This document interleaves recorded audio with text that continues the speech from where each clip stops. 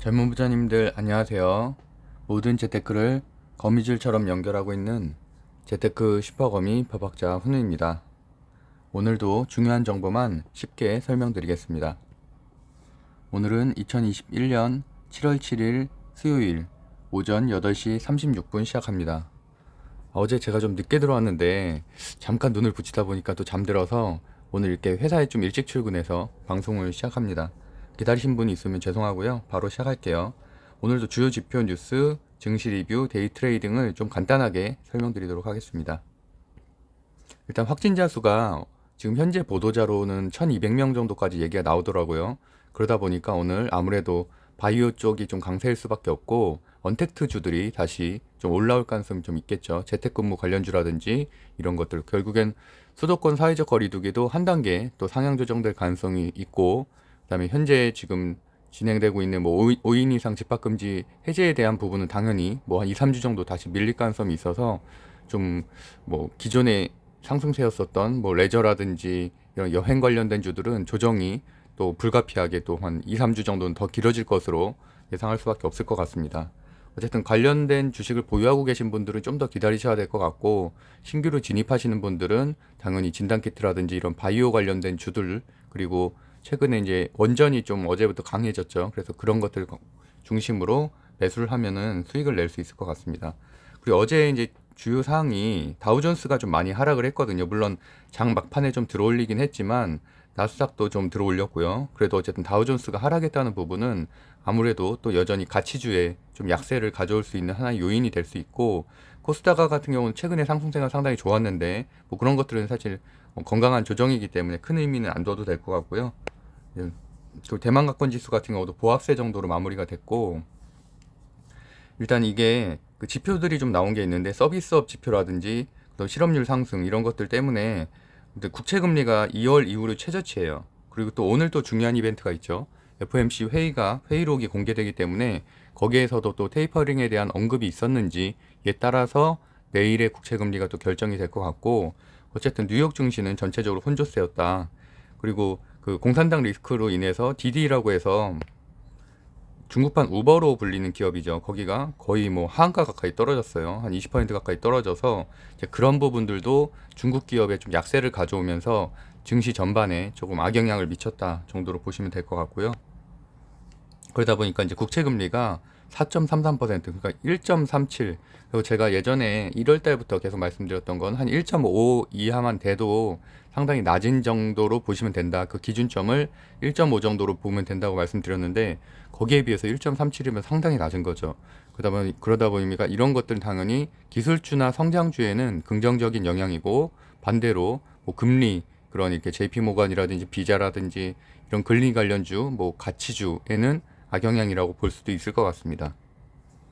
주요 지표들 보면은 그 브렌트유라든지 두바이유 같은 경우도 좀 하락을 했죠. 그러다 보니까 이런 정유 관련된 주들한테는 사실 좋은 것들은 아니고 이런 또 원자재 관련된 주들한테도 약세가 이어질 수밖에 없습니다. 필라델피아 반도체 지수도 소폭 하락해서 한 0.24%. 그래서 어쨌든 오늘 삼성전자 잠정 실적 발표가 있죠. 그래서 우리나라는 또 다른 국면으로 좀 접어들 수 있을지가 사실은 오늘의 주요 포인트라고 할 수가 있을 것 같고요. 원달러 환율은 1134원으로 무난한 수준입니다. 그래서 코스피를 살펴보면 외국인 수급이 그나마 어저께는 한 2천억 정도 들어왔죠. 그리고 기관 수급도 들어오고 해서 양매수 들어오면서 상승 종목이 좀 더 많았었습니다. 473 종목이고 하락이 342 종목이었고요. 코스닥가 같은 경우 최근에 계속 상승을 했었기 때문에 사거래일 동안 상승을 해서 하루 정도 이제 조정을 겪은 거고 뭐 이렇게 크게 의미는 안 둬도 될 것 같습니다. 워낙 요새 상승세가 좋았었죠. 주요 뉴스부터 볼게요. 어쨌든 확진자 수가 이게 오늘 어제자 기사죠. 그 1145명까지 집계가 됐으니까 뭐 안 좋으면 한 1300명까지도 나올 수가 있겠어요. 그래서 상당히 좀 우려스러운 부분인데 어쨌든 좀 불편함이 좀 지속이 될 것 같습니다. 그럼에도 불구하고 뭐 델타 변이 바이러스는 우리나라에서는 아직까지 확진자 수가 크게 늘고 있지는 않아서 그나마 그건 좀 다행이라고 볼 수가 있을 것 같고요. 그리고 또 어제 또 백신 관련해서도 사실은 좀 좋지 않은 기사가 나왔었죠. 화이자 백신 효능이 뭐 한 94%에서 한 64%까지 나온 집계도 있었다. 이건 일반화시키기는 어려운 부분이고요. 이런 것들도 좀 있었다.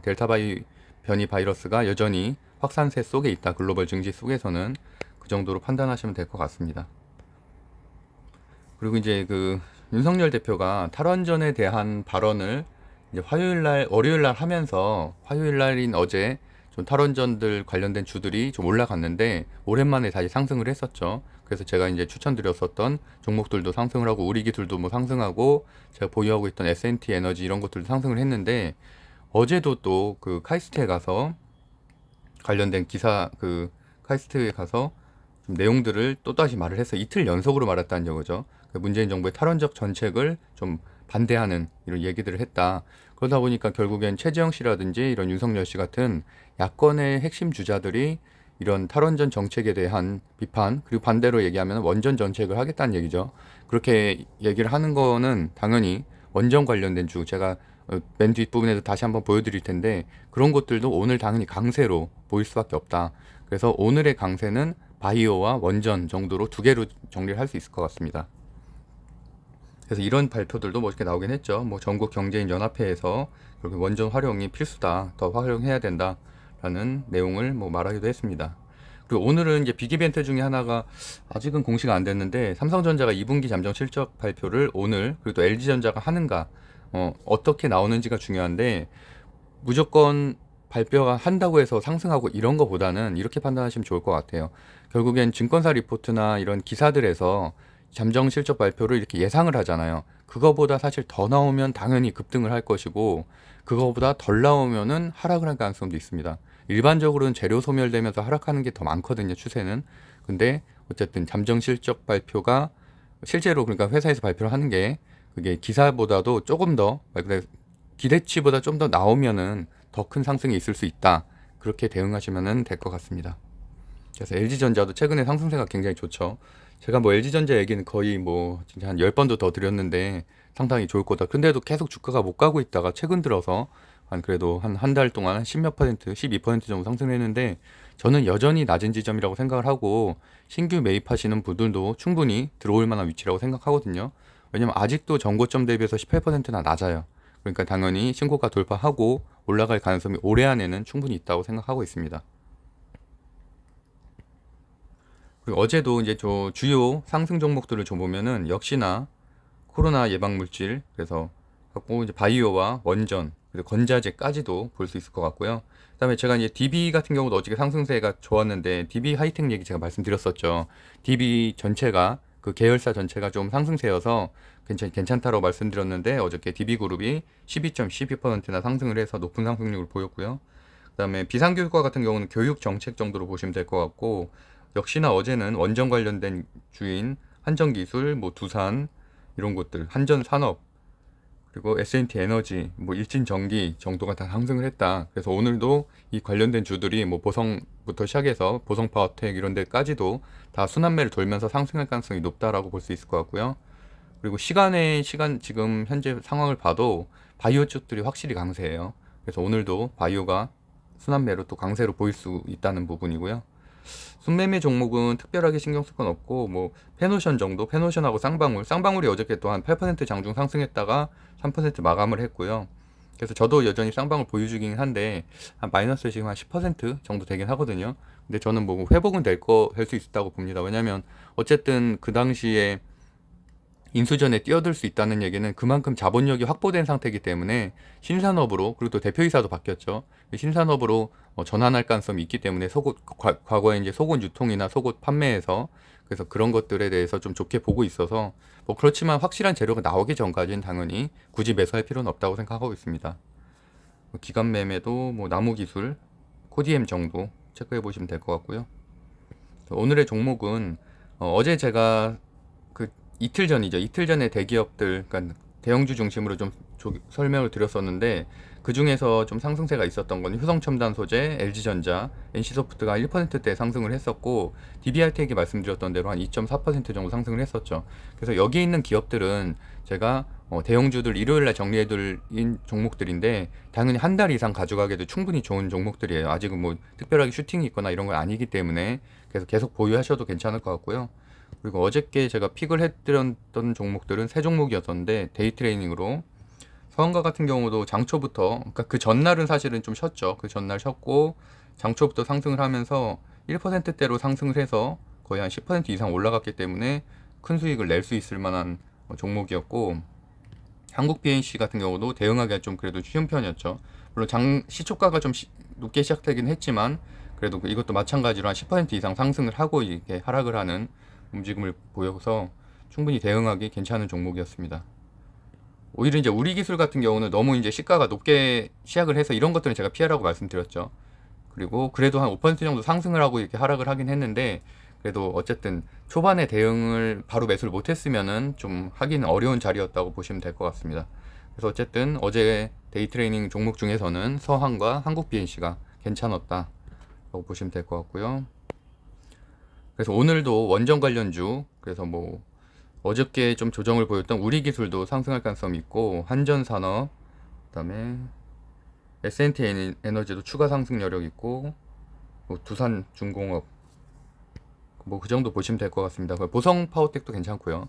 그래서 이제 오늘 두 가지 픽을 좀 하면은, 인바이오젠 같은 경우는 코로나 관련된 주죠. 그래서 오늘도 당연히 코로나 관련돼서 한 1,300명 정도 나올 가능성이 있어서 추가 상승. 근데 시초가가 너무 높게 형성되면 아무래도 좀 부담되기 때문에 어저께 상한가 종목이거든요. 그래서 좀 그런 것들은 좀 적절하게 보시고서 대응하시면 될 것 같고, 한전사업 같은 경우도 시초가가 적당하게 한 5% 이상으로 시작을 하면은 충분히 많이 상승할 가능성이 있어서 그 정도로 보시고 대응하시면 될 것 같습니다. 차트는 둘 다 굉장히 강한 편이에요.